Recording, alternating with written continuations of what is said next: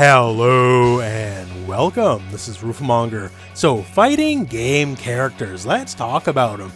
They come in all sorts of shapes and sizes, have all sorts of professions, have all sorts of martial arts backgrounds. And you know what? Sometimes you get people who fight by pouring oil all over themselves, sometimes you get doctors who fight by falling to the ground, and sometimes you just get plain old time-traveling Mongolians. And with that all said, today in this video we will be talking about Dan from Street Fighter. And given the title of the series, Ridiculous Characters of Fighting Game History, Dan is very close to, if not the most ridiculous character in fighting game history. So to start off with some basics here, Dan's full name is Dan Hibiki and he hails from Hong Kong.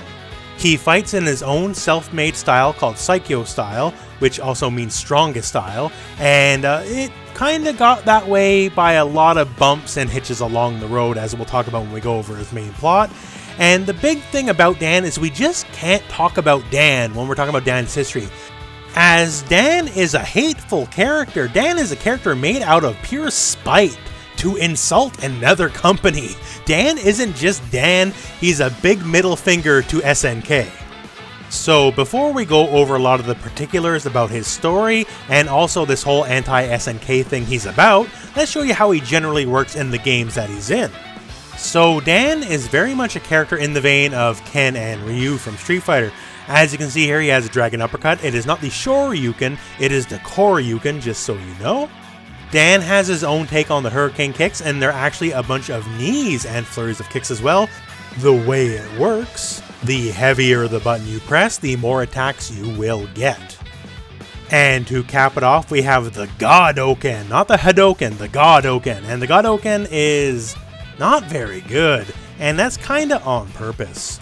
Within the confines of the plot, no, Dan is not as good as Ken Ryu. So yes, his fireball is not as good, but this is one of those things where it's a direct shot across the bow at SNK, so hey, let's talk about that now. So Dan isn't just Dan. Dan is an amalgamation of two characters from SNK, Ryo and Robert. These are characters from both Art of Fighting and later on the King of Fighters series. Dan is basically the body of Ryo and the head of Robert. Now you probably already noticed here, Ryo, he kinda looks a lot like Ken and Ryu. He has that look.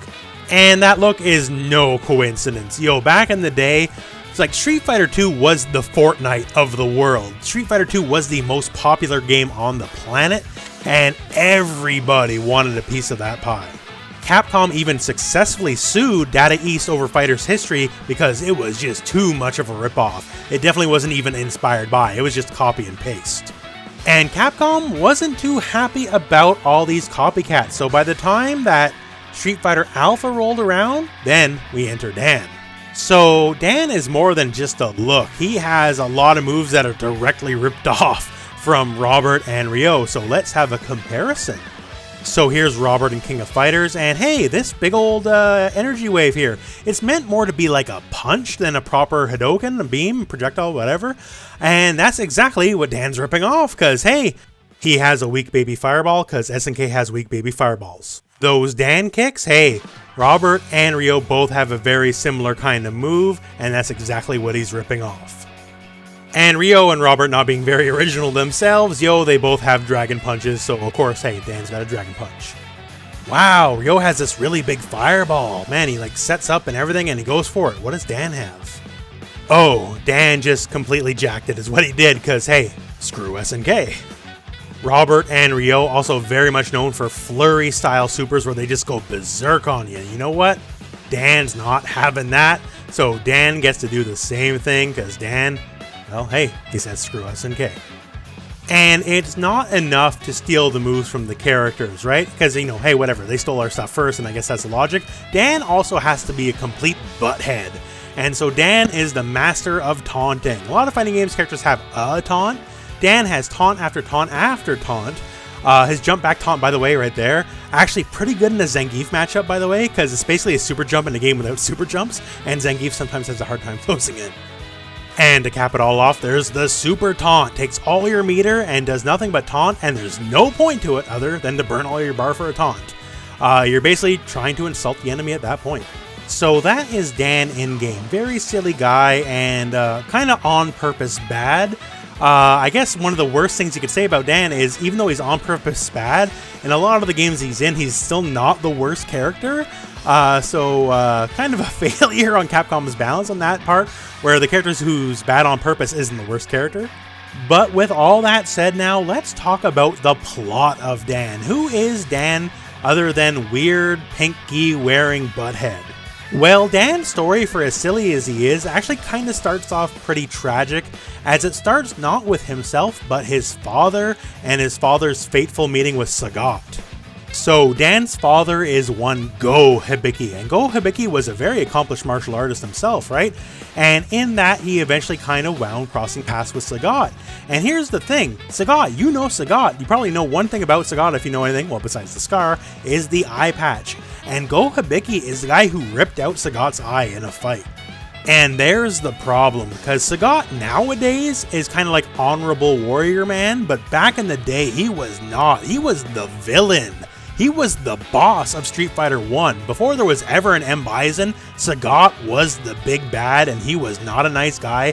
And for taking his eye, he straight up killed Go Hibiki. And Dan knew all about this. He knew it was exactly Sagat is the one that killed his father. And that's what set him on his journey to become a martial artist. And you know where he landed? He landed with Ryu and Ken and learned under Gouken himself. And here's the thing about Dan's kind of half-baked moveset. Yeah, is his fireball really stupid and bad? Yes, it is. But it wasn't because he himself necessarily is stupid and bad, it's because it was only half learned. As Gouken did take him as a student and he was training with Ryu and Ken, however, he was expelled from Gouken's dojo when Gouken learned that the only reason he's learning martial arts is to basically kill the guy who killed his dad. And if you know anything about your Street Fighter lore, there's another guy called Akuma, and learning Gouken styles of martial arts when you have only evil intentions definitely winds up to bad things. So taking his half-learned moveset, he also injected a bunch of his own stuff with this moveset, and then we wind up with Saikyo Ryu, his own personal fighting style, and it basically means greatest style. Saikyo just means great or awesome, so you can translate a couple ways, but you know, greatest style, strongest style, and then, you know, a little bit full of himself, he goes and takes on Sagat. And here's the thing, so at the end of Street Fighter Alpha 2, Dan beat Sagat, but the problem is, unaware completely Dan is, but Sagat definitely let him win. Because Sagat saw what Dan turned into, just this big ball of rage, right? And he realized, you know, this doesn't get me anywhere. And this is also the beginning of Sagat's story towards, you know, somewhat of redeeming himself from the villain he was, and where he is now as kind of a good guy, right? So he let Dan win. Dan very happy. He basically considers his father avenged. And then we go on to the greater world where Dan just kind of gets really crazy. At this point, after Street Fighter Alpha 2, going into Alpha 3 and Street Fighter 4 and all that kind of stuff, Dan opens up his own dojo and is willing to take in students. And the problem is some of these students are not necessarily willing students. He kind of just takes them in and that's the end of that. And we wind up with one of our little Street Fighter cliques, one of our Street Fighter zoo crews, if you will, as Dan, Blanka, and Sakura have always been inextricably linked ever since that point. Sakura is very much the unwilling student who is a much better martial artist than Dan actually is, but she just kind of puts up with him because she feels sorry for him. While Dan tries to teach her, she's always trying to learn from Ryu instead. And Blanka, well, hey, him and Blanka are best friends. Like, he doesn't call him Blanka, he calls him Jimmy, which was his actual real name. And he helps Jimmy, as it were, kind of reconnect with the world. Going from that point, Dan honestly doesn't have too much real plot that affects the greater lore of Street Fighter. In Street Fighter 4, since he was already an alpha, right, they explained away the fact that he wasn't in the Street Fighter 2 tournament, never got an invitation, because he didn't have a phone. So nobody could reach him, right? Because if he was an alpha, then where was he in Street Fighter 2? And that's basically how they kind of hand-waved that away. Dan would go on also to appear in many of the other Capcom side projects, so like Puzzle Fighter, Pocket Fighter. In fact, here's a little excerpt from Pocket Fighter where he still gets dumped on by Sakura. He was also in some of the earlier Versus games in the franchise series, where once again taking more rips at SNK, straight up lampooning Ryo's ending in the original Art of Fighters, insinuating that Cyber Akuma was his father, and his sister trying to, like, you know, point fun of it, because then the same thing in Art of Fighters, basically coming out and saying, hey, Mr. Karate, that's our dad. But yeah, plot-wise, not much happening for Dan after the Alpha series. However, very recently, he's been getting a new lease on life, as he was very recently announced for Street Fighter V. Not too much in the way of details just yet where this latest incarnation will be taking him, but he will be joining Street Fighter V for the final season, Season 5. And as you can see here, he's still a taunting fool, he's still a crazy guy, he'll be a very silly character, still got a lot of what makes Dan Dan, as you can see, although with, you know, very nice new animations. And also, that is another move ripped from Ryo that he's never used just yet, so still another chance to take away from SNK. And there you have it. So that's a bit of a primer on Dan as he stands. Despite being a very literal joke, Dan has a very big following. Even outside of the people who play fighting games themselves, a lot of people who do not play fighting games know who Dan is, because I guess everyone kind of likes the underdog doofus, and whoa, Dan's got that covered in spades. And my friends, I guess that takes us to the end of this video. If you would like to see more videos in this style, please let me know. I do have some other ones I have completed before. They'll be at the end of the video in link form. You can just click those and check those out. And otherwise, hey, if you want to see more, let me know. Let me know what kind of characters you would like to see, what kind of franchises you would like to see represented. And other than that, my friends, we're at the end of the video, so thank you very much for watching. Hope this video has found you well. Go out and play some fighting games.